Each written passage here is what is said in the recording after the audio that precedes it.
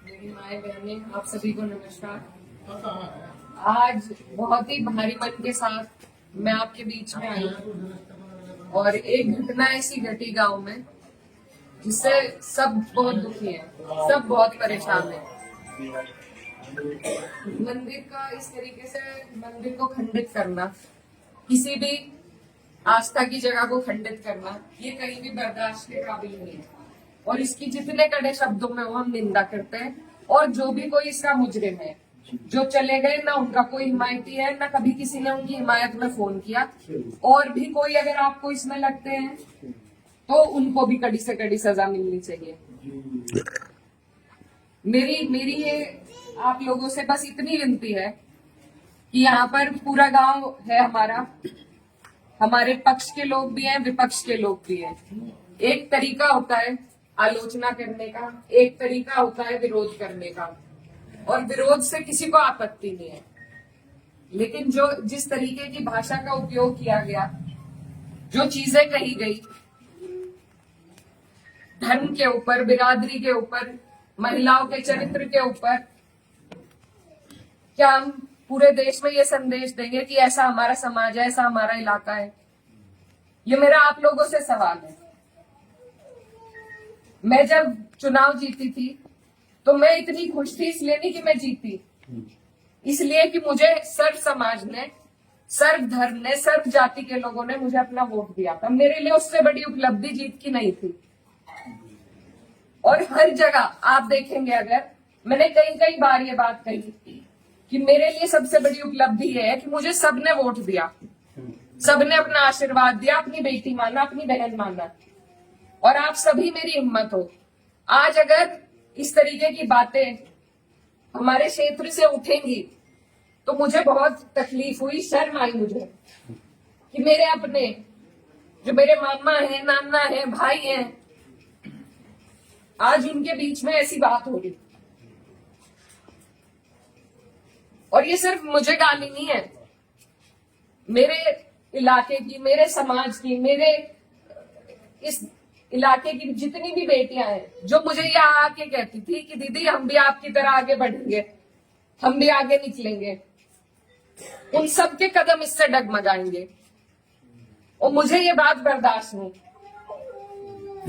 मेरे पे तरह तरह के सवाल उठाए जा रहे हैं।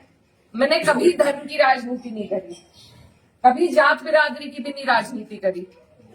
मेरे लिए सब मेरे अपने हैं। जहां जिसे मेरी जिस वक्त समस्या होगी, जिस वक्त मेरी जरूरत होगी, मैं वहां पहुंचूंगी। मेरा परिवार बहुत सालों से, लंबे अरसे से राजनीति में है, आप लोगों के आशीर्वाद से। और हमारे वहां पर बाबूजी हुकुम सिंह जी का परिवार और हमारा परिवार लगातार राजनीति में रहा। कभी वो जीते, कभी हम जीते। लेकिन मैं आज उन्हें नमन करते हुए आपको ये बताना चाहती हूँ, कभी ऐसा नहीं हुआ कि किसी ने किसी पर व्यक्तिगत टिप्पणी करी हो, किसी ने किसी को इस तरीके की ओछी बातें कही हो। तो वो एक राजनीति का स्तर था। और आज जो राजनीति का स्तर हम लेके आ रहे हैं, मेरी काम हो सकता है लोगों को पसंद ना हो, बिल्कुल 5 साल बाद मुझे आपके बीच में आना है। मैं किसी आपकी कसौटी पे खरी नहीं उतरी, मैं वोट मांगने की भी हकदार हूं, और आपको देना भी नहीं चाहिए। लेकिन अगर कोई आपके इलाके से कोई लड़की अगर हौसला कर रही है, आगे बढ़ रही है, तो क्या उसे गालियां मिलनी चाहिए? क्या मैं आपके समाज की बेटी नहीं हूं? ऐसी ऐसी बातें रोज देख देख कर कि इन्होंने तो धर्म बदल लिया था, ये तो सब हमारे इतिहास का हिस्सा है। इसका जवाब मैं दे सकती हूँ या कोई और दे सकता है क्या? मुझे किसी ने कहा कि अपने पिता की तरह कभी कभी खनक आती है आवाज में, तो मैं वो बात बदल नहीं सकती।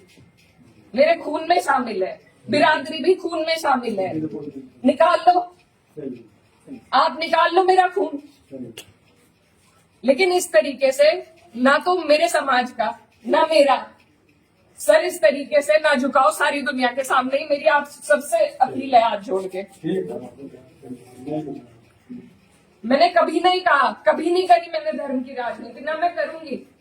बहुत आसान है अगर मैं सिर्फ मुसलमानों की बात करूं, बहुत आसान है, मुझे कहीं भी नहीं जाना।